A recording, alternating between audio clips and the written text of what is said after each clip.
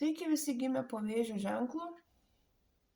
Pasižiūrėsim taro prognozę savaitei, tai yra nuo vasario 24 iki kovo 2 dienos. Kasgi laukia Vėžiukų?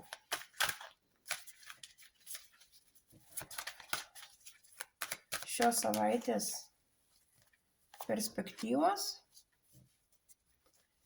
ko vengti ir patarimas.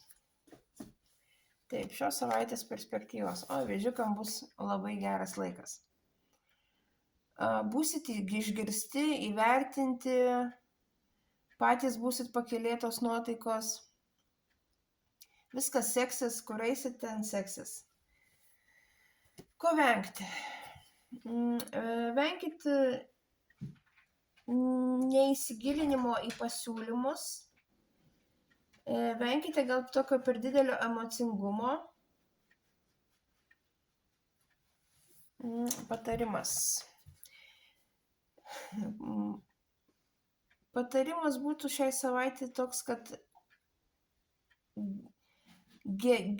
atlikite gerus pasirinkimus. Būsit mylimi, mylėsit, gerbiami, bet jeigu papulsit į tokią situaciją, kad reikia kažkokius priimti sprendimus, labai gerai apgalvokit, ką darysit.